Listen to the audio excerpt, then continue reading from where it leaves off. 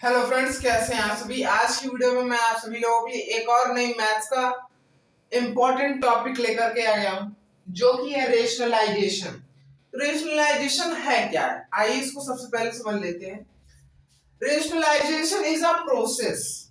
Rationalisation एक process है जिसमें हम किसी फ्रैक्शन जिसका डिनोमिनेटर इरेशनल है उसको कन्वर्ट करते हैं रेशनल। एग्जाम्पल के तौर पर 1/√2 प्लस √4 ये फ्रैक्शन है।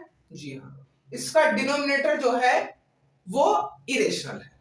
ठीक है, अब आप ये फ्रैक्शन देखोगे, इसको आप कहोगे कि मैं इसको फर्दर सॉल्व कर सकता हूं। कैसे? तो आप कहोगे कि देखिए √4 की वैल्यू होती है 2 और √2 जो है वो है इरेशनल। तो आप इसे √2 प्लस 2 लिख सकते हैं। हमने कहा हाँ ले सकते, लेकिन आप ये भी जानते हो कि जब हम इरेशनल प्लस रेशनल करते हैं तो हमेशा आंसर इरेशनल ही आता है। तो यानी जो √+2 की वैल्यू निकलेगी, हम इसको सॉल्व नहीं करेंगे, लेकिन जो निकलेगी वो इरेशनल ही होगी, क्योंकि ये इरेशनल है और रेशनल है। इरेशनल प्लस रेशनल हमेशा इरेशनल होता है। ठीक है, तो अब प्रोसेस समझ में आ गया, किस चीज का प्रोसेस है, रेशनलाइजेशन समझ में आ गया। ठीक है, तो अब आइए समझते हैं कि किस तरीके से हम इरेशनल डिनोमिनेटर को रेशनल डिनोमिनेटर में कन्वर्ट करते हैं। तो हम क्या करते हैं इस रेशनलाइजेशन प्रोसेस में कि जो डिनोमिनेटर में नंबर दिया है उसी नंबर को हम दोनों से मल्टीप्लाई कर देते हैं, यानी कि न्यूमरेटर से भी और डिनोमिनेटर से भी। क्या क्या हमने, एक बार फिर से बोलता हूं, जो फ्रैक्शन में डिनोमिनेटर है उसी नंबर को, उसी एक्सप्रेशन को हम न्यूमरेटर से भी मल्टीप्लाई कर देंगे और साथ ही साथ डिनोमिनेटर से भी मल्टीप्लाई कर देंगे। यानी कि √2 + 2 अपॉन में √2 + 2, ऐसे नहीं, प्लस इसमें है प्लस इसमें। बस इस प्रोसेस में एक और थोड़ा ट्विस्ट है कि जो साइन होगा, जो एक्सप्रेशन होगा, उसमें जो साइन होगा ना, ऑपरेशनल साइन, जैसे आप जानते हैं मैथ में 4 ऑपरेशनल साइन होते हैं। एक होता है एडिशन का, एक होता है सब्ट्रैक्शन का, एक होता है डिवीजन का, एक होता है मल्टीप्लिकेशन का। तो जो अब आप जानते हो कि जो डिनोमिनेटर में जो एक्सप्रेशन रहेगा उसमें सिर्फ दो ही ऑपरेशनल साइन हो सकते हैं, या तो एडिशन का होगा या तो सब्ट्रैक्शन का। अब जैसे आप यहाँ देख रहे हो एडिशन का है, तो जिससे हम मल्टीप्लाई कर रहे हैं डिनोमिनेटर और डिनोमिनेटर से, यानी कि ये, उसमें हम इस साइन का ऑपोजिट कर देंगे। जैसे कि यहाँ अगर सब्ट्रैक्शन होता तो हम यहाँ पर एडिशन करते, जैसे यहाँ पर एडिशन है तो हम यहाँ पे सब्ट्रैक्शन करेंगे, यानी √2 - 2, √2 - 2। नहीं समझ में आया? एक बार फिर से बोलता हूं, जो डिनोमिनेटर है उसी को नोमिनेटर से और डिनोमिनेटर से मल्टीप्लाई कर देंगे। बस ट्विस्ट यही रखना है, जो पहले फ्रैक्शन के डिनोमिनेटर में जो ऑपरेशनल साइन था एडिशन और सब्ट्रैक्शन में से, उसका ऑपोजिट करके वहां साइन चेंज कर देना है, बस। ठीक है, अब इस रेशनलाइजेशन में आपको कुछ आइडेंटिटी याद रखनी है, 1 to 2 आइडेंटिटी ज्यादा है।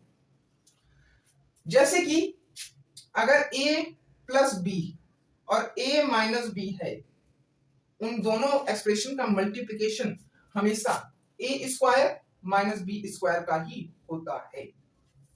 जैसे कि यहां देख रहे हैं आप √2 + 2 √2 - 2, तो √2 है यहाँ a और 2 है यहाँ b। ठीक है, आप देख रहे हो एक में प्लस है एक में माइनस है, आइडेंटिटी कुछ मिल रही है, तो रिजल्ट में क्या निकलेगा, a² - b²। a की वैल्यू क्या है, √2, b की वैल्यू क्या है 2, ऑपरेशनल साइन कौन सा लगा इसमें, माइनस का।